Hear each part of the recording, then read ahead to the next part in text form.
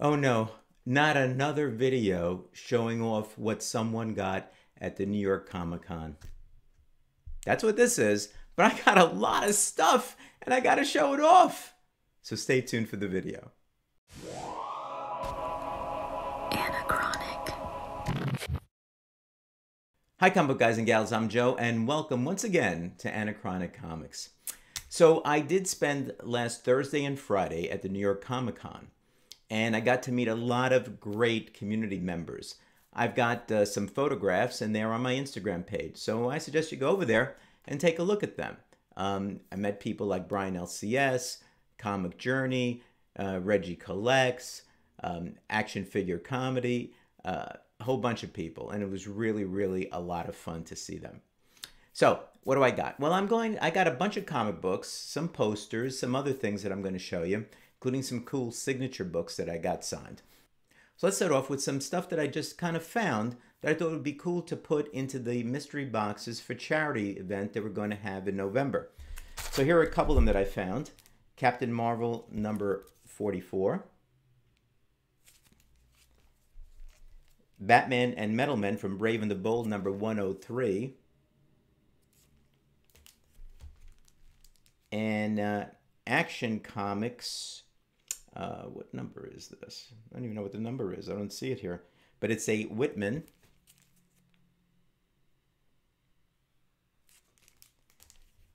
Action Comics 393.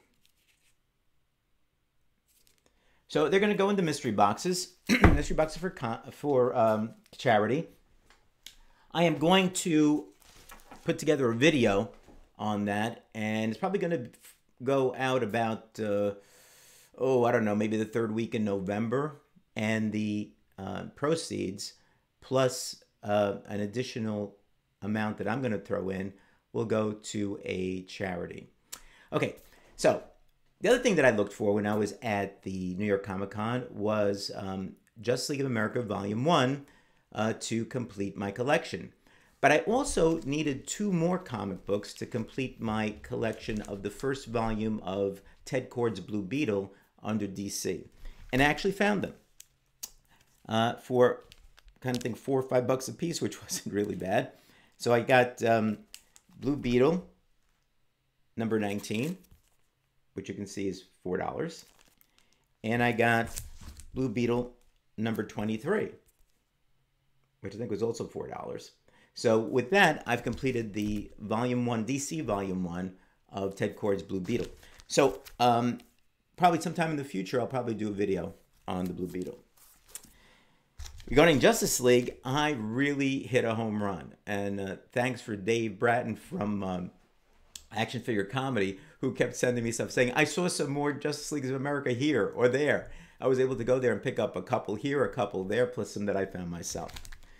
Now, one thing that I found that's not really part of the Justice League run technically is the 100-page spectacular from 1973. All right, it has the same masthead and so forth as the Volume 1, so I'm going to stick that in there as well. It's kind of a cool edition where they have some of the older villains and older stories in there, including some Justice Society villains as well. Now, what did I pick up? Going in reverse chronological order, I've got Justice League of America number 149. Justice League of America number 104 with the Shaggy Man, who appeared a few times, and I think is somewhat of DC's version of the Gibbon, maybe? All right. Justice League of America number 87. And price-wise, these are all pretty good. Some were actually, not bad. I'll tell you the most expensive one in a minute. Justice League of America number 65. Justice League of America number 61. Justice League of America number 57. This was the second most expensive that I got. And the most expensive one, which is one that I've been trying to get, and I think the lowest numbers Justice League of America Volume 1 that I did not have, is Justice League of America number 55, the first Silver Age appearance of the Golden Age Robin. People are always asking a lot of money for this one. This came out for about $50, which was not bad, I thought. It's probably around, Fine Plus, something like that, 6.57. So I think it's a pretty good deal for this one. So those are the ones that I got from my collection. Now, what else did I pick up? Well, one thing that we did find is as you walked around, you did sometimes get some freebies. I didn't pick up a lot of freebies because I don't do too much with it. This one guy stuck this heavy metal, the Rebirth, in my face. So I just took it and I'll look through it, but I'm not sure what I'm going to do with it afterwards. And the other thing is I went to just one panel this year, basically because, even though I wanted to go to a couple more, basically because I got just involved with other people and some creators that I'll talk about in a minute. And so I couldn't make the panels. But I did go to a DC panel. And when I left, the cool thing about it was they gave you a copy of the brand new series of Batman and Robin #1. They gave them out. So it's cool. Give me a chance to take a look at that. I heard some good things about it. So I'll get a chance to read #1 and see what I think.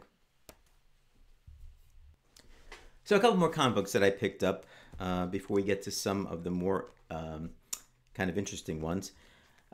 You saw my video on my Treasury Edition collections, and I did pick up one here, the Justice League of America Treasury Edition. It's C46. It's number 46. It's one of the $1 ones, so it's a little bit older.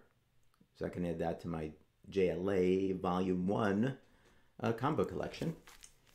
And the others, a lot of people have gone around and they try to pick up New York Comicon exclusives. And I did get online for a few of them, but they sold out before I got to them. So you know that out of all of the tremendous cover artists, that there are a number of Italians that I really like. And one that I think is at the top of the list, or at least one of the top 2 or 3, is Gabriele Dell'Otto.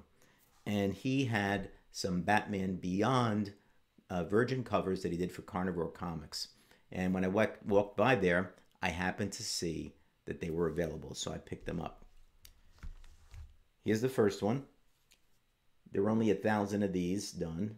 This is number 244, according to the certificate. And the other, and this was with kind of the greenish background.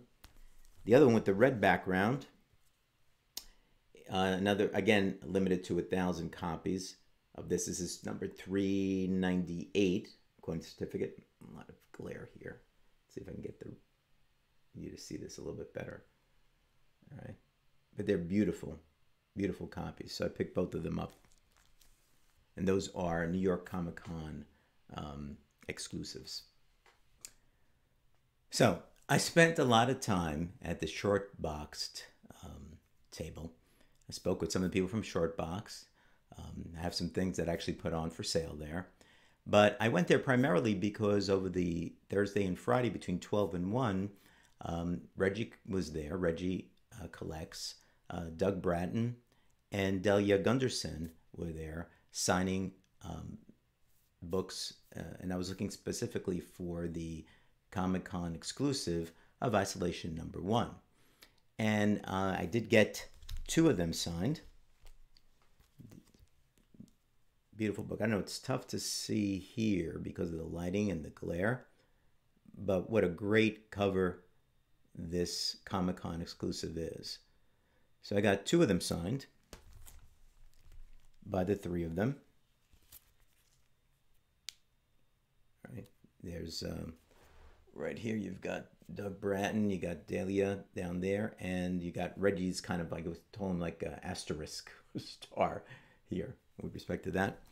But a big plus was that Steve Conge was there and had copies of his variant cover. So I picked up one of those and got it signed by all 4 of them. Steve, Reggie, Delia, and Doug. What a great cover, huh? All right. And finally, at that table, the second edition, or #2, of Smart Comic Box, the Guide to Smart Comic Collecting, the New York Comic Con exclusive was available, so I picked that one up as well. They asked if I wanted to sign. I said, nah, I got enough of you guys' signatures on this. So I just picked this up right here. Okay, some more comic books. I did come across fan favorite writer H.S. Tack, a writer of comic books that I've been corresponding with a bit over the last couple of years. He got in contact with me after I did a review of his earlier work for Scout Comics called Red Shift, a science fiction based comic book, which I really loved. And now he's come out with a new comic book. It's called Hitomi, and he was nice enough to give me an advanced copy of the Peach Momoko 1 in 25 cover of Hitomi. The comic book becomes available tomorrow, October 12th. It is a great read. I'm looking forward to number 2, 3, 4, etc. And I also managed to meet Isabella Mazzanti, a Rome, Italy-based artist who did the interior work. I spoke with them for a bit, and we're hoping to get together and do a more in-depth interview about Hitomi and how it basically came to pass. So be looking for that hopefully very soon on my channel. Now, thanks to Doug Bratton, I got to meet a tremendous artist and person, Anthony Marquez, who is actually now the owner of the Kubert School. I think he bought it back a few years ago, 2019. He's been an editor for DC and other companies, an artist and so forth, and he is the new artist on the Batman, the Radio Adventures. So I managed to pick up all 3 ABC covers and got him to sign them. All right, so this is a cover by Dave Johnson. And if you could look, there is a remark there of Batman on this cover. This is a variant cover by Michael Allred and Laura Allred. I like this one with Batman coming up. And again, besides his signature, another remark, which is really nice of him to do. And finally, the C cover, which Anthony Marquez actually did. And I think when you take a look at this, you can see the type of art that he does. And I'll mention something in a minute. The C cover, which he was out of, but I managed to find at Midtown Comics, which was just down the road, when I left on Thursday and got him to sign it on Friday. If you take a look at his art style, you see it's reminiscent of Bruce Timm a bit, and I love Bruce Timm. So this is great. I haven't read it yet, but I'm going to read it tonight, and looking forward to the follow-up issues. Now, one thing about the New York Comicon is that it's huge, and you really can't get to see everything, whether it's panels, whether it's shows on the main stage, whether it's the artists that are there, all the vendors that are there.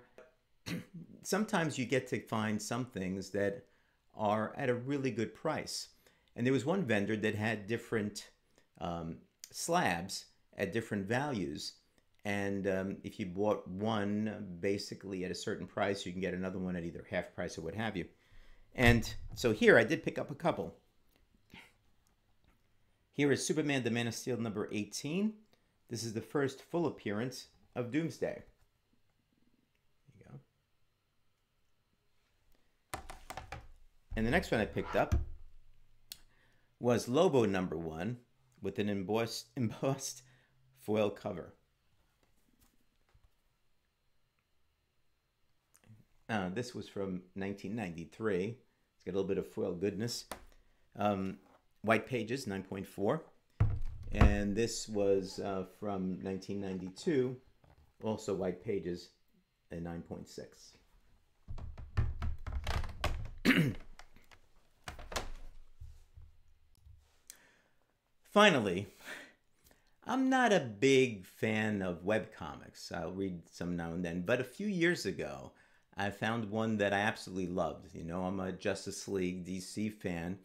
And there is a Facebook page called JL8. JL stands for Justice League. 8 stands for 8 years old. It's a webcomic by a fellow by the name of Yale Stewart. And it's based on the Justice League of America. But it's the Justice League of America characters as if they were 8-year-olds in grammar school living in the same neighborhood. Some of the stories are very poignant that Yale Stewart puts together. Others are just kind of fun. I never had a chance to meet him, but he happened to be at the New York Comicon. So went by, said hi, we spoke a little bit, and I have some of his artwork already, some of the posters, and he does sell original artwork and does take commissions as well. So I've been thinking of asking him to do one for me. But in any event, I did pick up some stuff, and I just wanted to show you some that I picked up so you can get the idea of his artwork. This one, We Will Be Giants, right?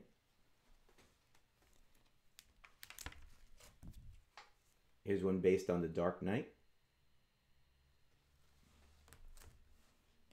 Here's one with most of the main characters anyway. Another We Will Be Giants with the main characters there. Let's see, there we go. If you take a look at them. Oops, let's get a little better. There we go. Some reflection, but you get the idea. And because it's the baseball playoffs right now, I just fell in love with this one. If you take a look at it, I won't say anything. You could just look at it and see it yourself. Let's get this.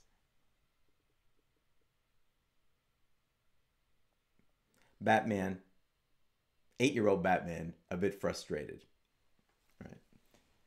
So I actually have a couple of them that I might do a giveaway on as well. I'm not sure exactly when or why, but I think it's really great. So if you are a Facebook person, that's where you can find JLA8 by Yale Stewart. And I'll put a link in the description, and I recommend you take a look at it. You can go back to #1 and read through them. He has about 270 episodes. He's been working on some other stuff recently, so he hasn't been able to do too much of it. But I strongly, strongly recommend you reading through it. It's a lot of fun. It really is. So that's my pickup. Spent some money, right? I had some pickup from New York Comic Con 2022 that I did on Thursday and Friday last. So Hitomi again is going to come out.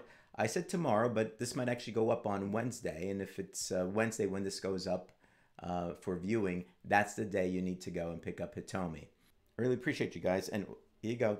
Don't forget about the Comic Book Community Awards. Vote. We're nominated in 2 different categories. But vote for somebody.